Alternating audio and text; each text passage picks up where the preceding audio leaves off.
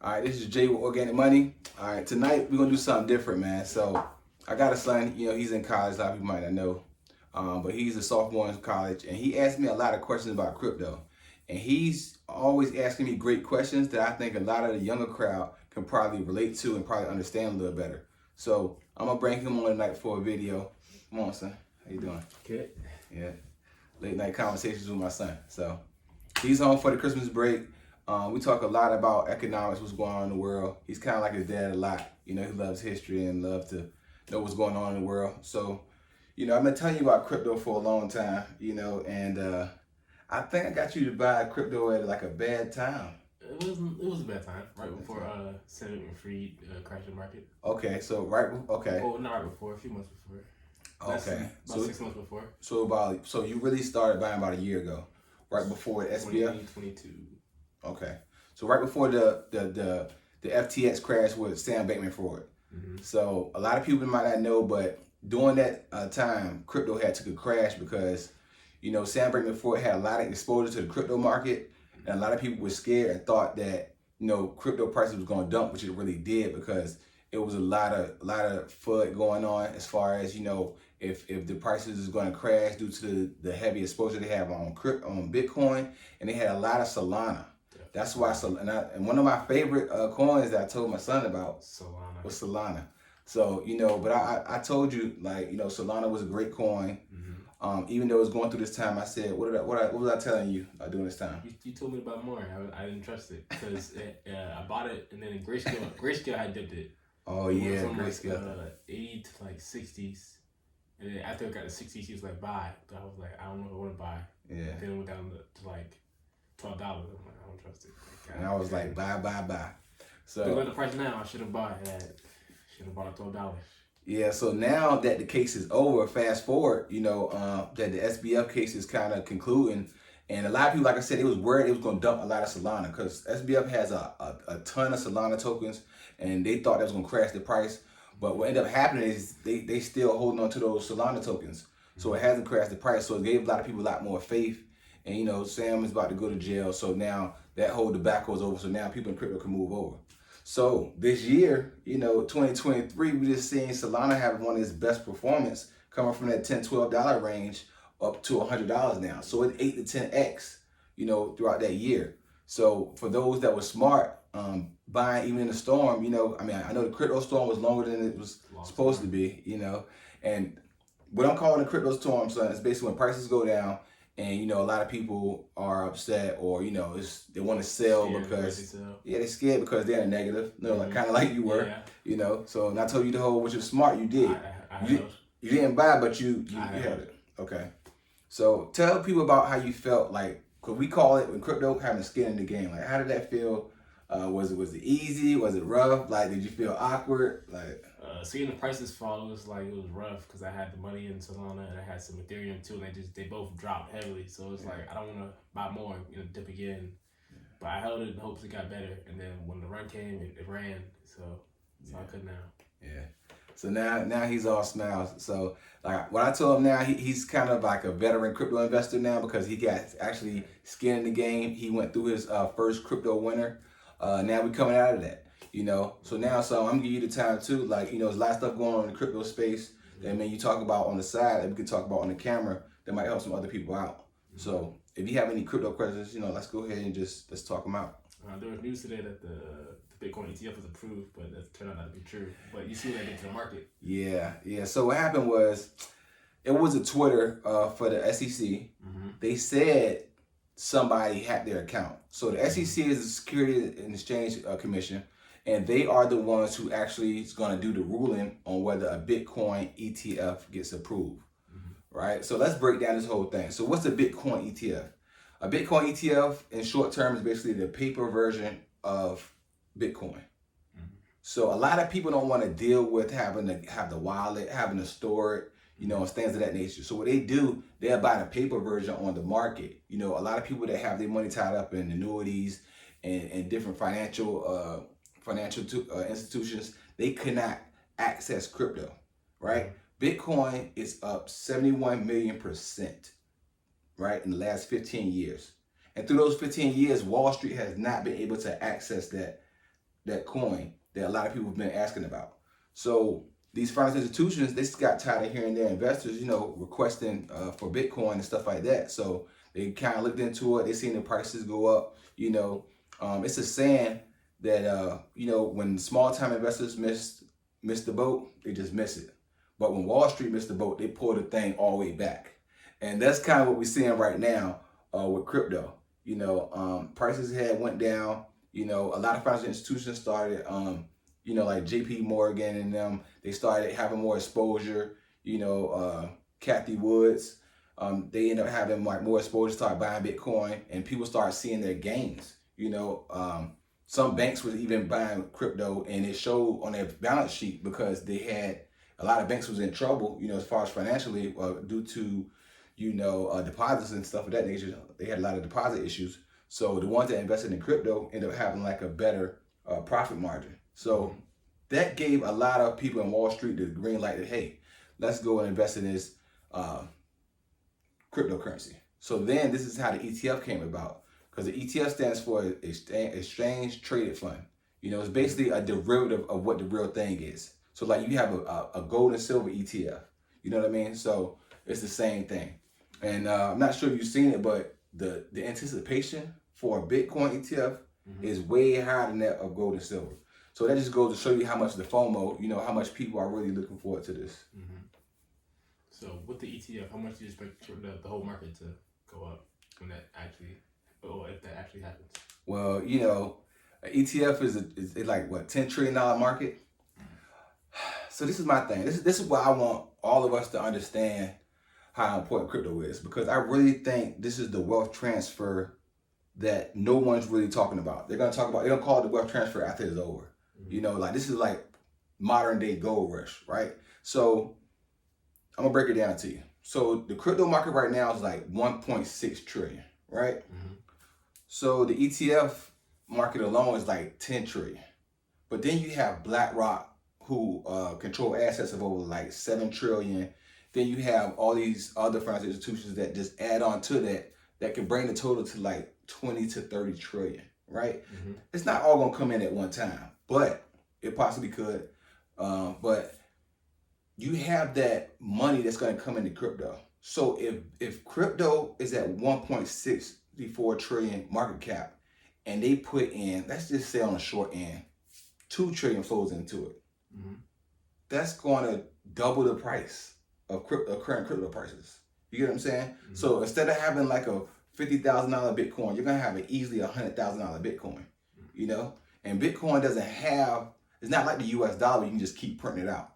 It has a set amount, 21 million. Like once those coins are done, it's over. So like what I'm really trying to stress to people, that I think I'm like maybe a voice. You know what I mean? I can see things happening before it does. So I be trying to educate people on things they should do to get in position. My thing, I try to save the world, try to help people as much as I can. But I think this is something big that a lot of people don't understand, especially our people in our community. And I just try to be a voice for that. So. Is Bitcoin set to have in 2024? Yeah, so. Can you explain the significance of that and what that's about to the viewers? Yeah, so halving. So halving is basically when Bitcoin, the cost for miners to actually mine it. All right, so let me show you about this. So slow it down. So Bitcoin, right? In order to put a Bitcoin in circulation, it has to be mined. Okay, the way you mine it is through a hard mathematical equation that the computers run on their own. That's why we notice a lot of gamers are into the crypto because of the mining, because they already had devices. They had those cards, those SIM cards. I'm not sure if you remember a couple of years ago, those SIM cards was like a high commodity. So the reason is because these computers run off those speeds. So the faster your computer can compute, the better chances you have to actually mine that Bitcoin, that transaction, because you basically got to verify that transaction on the blockchain technology, right? So basically, miners, the price that they get to mine is getting cut in half. So it's gonna cause demand to go up and supply to go down. So I think last time the actual halving happened, Bitcoin did 6x from the current price. So that just gives you an idea of, you know, what you can look for. Because halving is basically, it's supply and demand, like you learn in economics in school. So if you got a lot of people, you know, demanding this and the supply is low, it's going to naturally increase the price. So that's basically what's going to happen with Bitcoin halving. So we got two huge things happening this year. One huge thing is the ETF getting approval, which is supposed to happen this week or by the 15th. And then you also have halving that's supposed to take place at the end of April. So that's why I'm telling people now. A lot of people are asking, like, is it too late to buy crypto? I'm like, no, it's not. I mean, you could have had a nice little bag right now, but, you know, now you have to, you know, get in where you fit in. But the opportunity is about the window period is about to shut.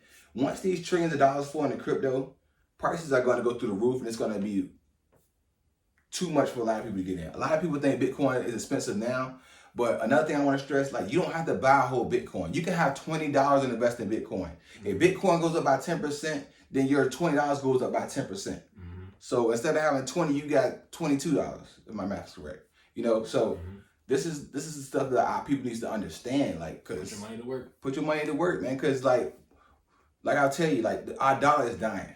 You know what I'm saying? Like, we see the food prices, we see people struggling. You know what I'm saying? Like, and you know what? I'm gonna keep it funky. Our people kill me, man. Like, everybody can buy a fresh pair of Jordans for $200, but they don't got no money to invest. I'm sick of that. Like, nah. Like, and that's why they're gonna be the main ones crying, because these prices are not gonna stop, man. Like, inflation, what we did during the pandemic, printing out those $4 trillion, there's no way you can do that over. That money's already in circulation, so we're already screwed. So now we're just gonna have to deal with inflation, you know, and I don't think it's gonna go anywhere. So investing is no longer an option, man. It's a necessity. How do you suggest people start getting into crypto? I think the best way, like, to onboard? To start learning and to start knowing which coin to get. Yeah, so I mean, they can follow my page. You know, they want to learn about crypto. I think I got a lot of helpful information up there. I can also, in this video, I could probably put some YouTube videos of people I follow, who they can follow. I love Altcoin Daily. You know, Cryptos R Us is pretty cool. But those are two channels on YouTube you can follow. But Twitter, man, Twitter is a big place to actually learn about crypto. You just got to figure out which ones to follow. You know, like I said, it's the wild, wild west. I mean, so you're going to have to, you know, tread through some murky waters, man, but I can help you do it, you know. So, but in order to buy some crypto, the easiest way to onboard, I would say Coinbase. Coinbase is the largest crypto exchange in the United States, and it's easy to sign up. And why should they invest in crypto over other things? So, you know, the stock market, right? They did record highs. You know, the Dow Jones hit record highs right before Christmas. You know, and then I posted on Facebook recently, right? I was like, you know, what's the best performing asset in the last 15 years? You know, and people said the S&P 500. You know, and S&P 500 is supposed to be good, right? I mean, you're supposed to, on average, get 10% return. We just seen today, son. Like, you can get 10% on return in crypto in one day, like on a regular day. So it's like, it's a no-brainer. Like, instead of asking what's the new stock to buy, you should be asking what's the next new crypto coin to buy. And that's what we got to change our views on what we talk about. Because like I said, like, this is new, but this is something that's been out and the information is there. Like, we just got to adapt to it. And the ones that adapt early, it's going to be rewarded. That's why I try to get you into it. You know? So what do you think is... what do you think the younger people are saying about crypto? Like, what do your peers talk about? Do you guys talk about crypto? Crypto, not really. Not really? More people getting into day trading first, and then I feel like they'll pivot into crypto eventually. Okay. I gotcha. Yeah, I day trade too. I'm tired of losing my money on day trading though. I think that day trading is a great start to learn about financial markets. What is it? I think it's a great start to learn about the markets, like gotcha. Charts and pay attention to everything. Yeah, it's just, you know, like 90% of day traders, though, they lose their money, just to be honest. I mean, so I think you got to be disciplined.